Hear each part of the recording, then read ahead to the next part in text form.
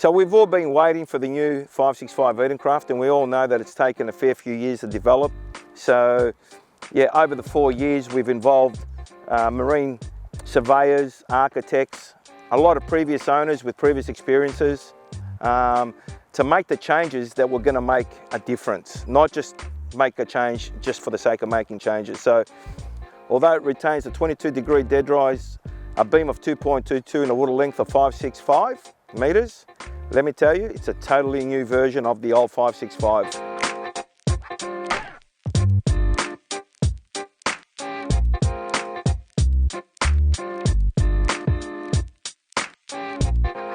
Basically, you can enjoy this boat anywhere, whether you're going to a chuka on the river or a big lake, go and do a bit of skiing with it, you know, throw the donuts out on the lake and play with the kids, to taking it offshore the next day, or just, you know, playing around with it in the bay.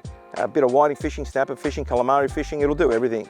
So this boat will suit the young guy that's getting into game fishing, offshore fishing, and wants a safe, true offshore boat. This is the boat for you.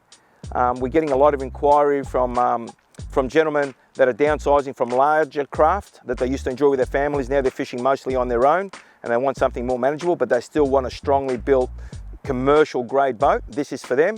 And for that family guy that just wants to do anything and everything, mate, this is the boat for you as well.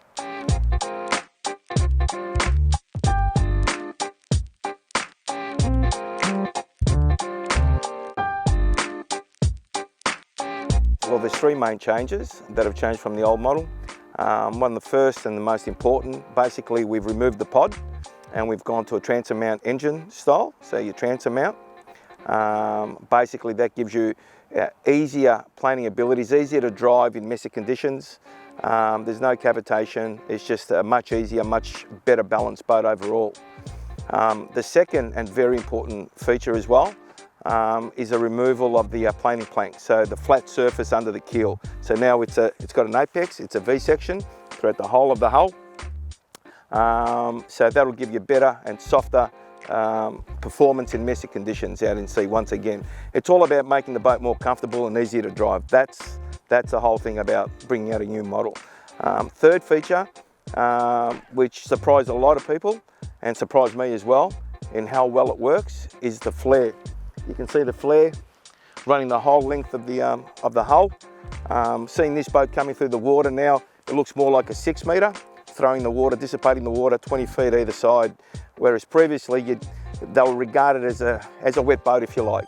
But now, totally different. The coamings are a big feature.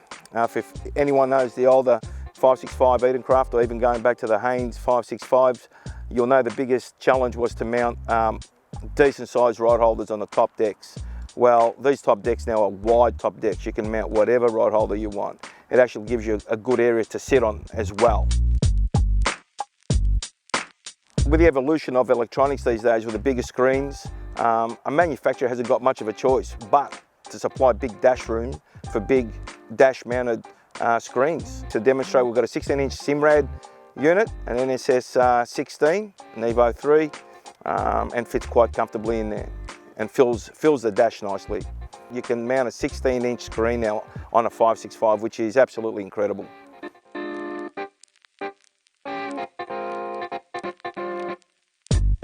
Yeah, basically you've got a matrix stringer system now. It's a one-piece stringer system, and as everybody knows, anyone that's involved in construction or development or design will know a one-piece section of anything will be much stronger than a cut section and joined section. So that's what we've got implemented in this hull now, a full matrix style stringer system. Fully fiberglass. Basically what we use in these boats, in all our range of boats, is fiberglass, resins and composites. What I'd like to mention as well is the foam filling beneath the floor level. So it's fully foamed, and not only is the foam below the floor, we've also got foam up under the gunnels.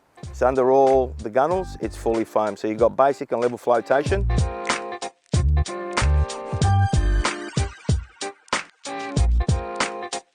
So as you can see, there's a fully moulded dive door in this boat now.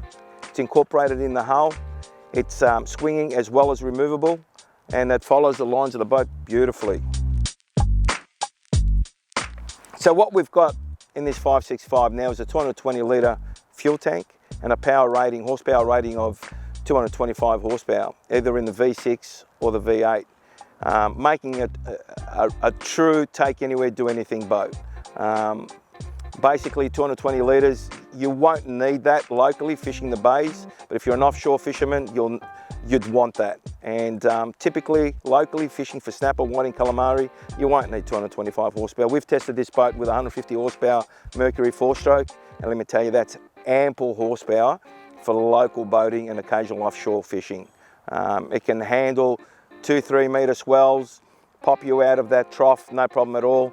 But if you're one of these guys that fishes the East Coast a lot, up north, you know, Queensland, whether it be WA, Portland, Apollo Bay, Port Macdonald, and you're doing a lot of offshore fishing and you're going to be caught up in 3 and 4 metre swells, I would recommend the 200 would be the perfect combination, and some of our customers are going 225. So whatever you like, dress it up whichever way you like.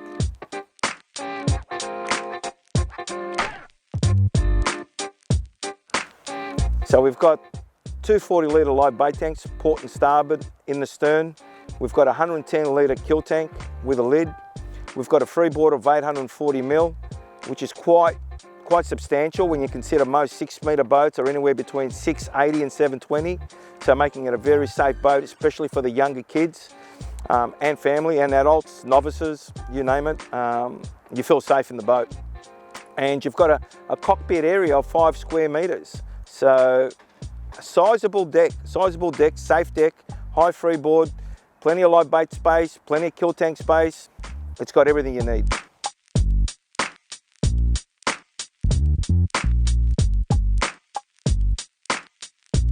So we've got some sizable side pockets where you can fit your gaffs, rods and miscellaneous stuff in the boat. We've got large side pockets in the cabin. The cabin's 1500 at its longest point and 1350 at its widest point. You've got a sizable step down storage area in your cabin. It's about 148 litres. So it's quite sizable for a boat this size, that's for sure. I've got a beautiful moulded floor on the 565 Edencraft. Have a good look at it. You can have a choice of speckling. Very popular is the double speckling now, the black and the white, on a storm grey floor. I'm sure you'll be impressed. Okay, so our demo boat has got a tinted windscreen. You can have that clear if you like.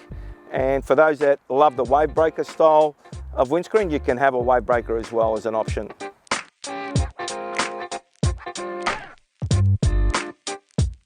So we've got an easy tow trailer under the 565. You can have a steel trailer or aluminium trailer. Comes with a spare wheel, and you can be assured that you'll be able to launch and retrieve quite easily on these trailers. We've got a boat catch on the front of this boat as well, which we highly recommend to all users, and just making your life easier launch and retrieving, that's all.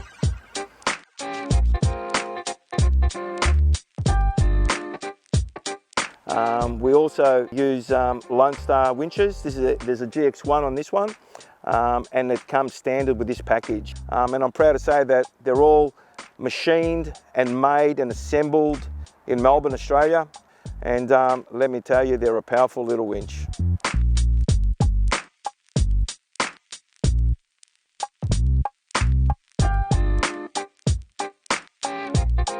Typically these boats will go out the door from anything from 85 to about 105, 110,000 all rigged up, and that'll just about do everyone, you know, with whatever they want to do. This is an Edencraft, have no doubt about that, guys. It's not a cheap boat. We don't want it to be a cheap boat. It's not an overly expensive boat. It will fall within range of most people, but you have to spend those extra few dollars to get the quality of an Edencraft. And as we said, with our construction layups, you know, our designs, and the purpose-built boat that what it is, I think you'll find it to have great value for money.